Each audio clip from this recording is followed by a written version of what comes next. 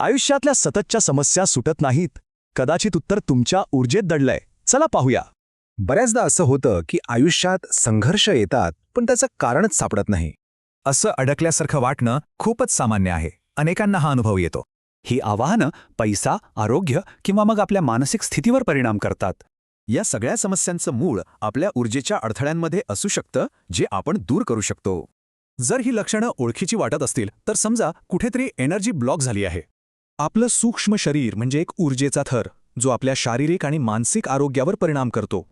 Aura म्हणजे एक प्रकारची ढालच, जी वेळोवेळी नकारात्मक ऊर्जा गोळा करत असते. ही ऊर्जा केंद्र ब्लॉक झाली की आर्थिक किंवा भावनिक अस्थिरतेसारख्या समस्या येतात.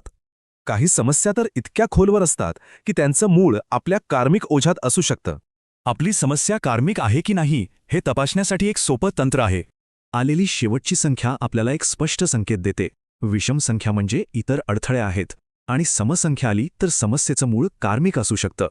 चला तर मग हे अडथळे दूर कसे करायचे ते पाहूया. सुरुवात ऑरा स्वच्छ करण्यापासून करू. मिठाच्या पाण्याने आंघोळ केली की शरीरावरचे निगेटिव्ह एनर्जीचे थर निघून जातात.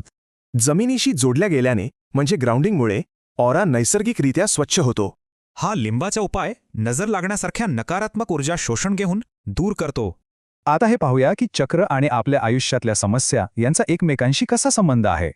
समस्या कोणती आहे हे ओळखून आपण थेट त्या चक्रावर ऊर्जा केंद्रित करू शकतो. नियमित सराव केला की संपूर्ण ऊर्जा प्रणाली पुन्हा संतुलित होते.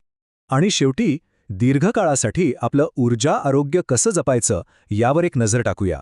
क्षमा मागितल्याने नकारात्मक कर्माचे ऊर्जाबंध सुटायला मदत होते.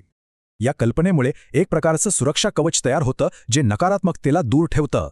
ही सगळी साधनं आता आपल्याकडे आहेत. मग आज कोणत्या समस्येवर काम सुरू करायचं?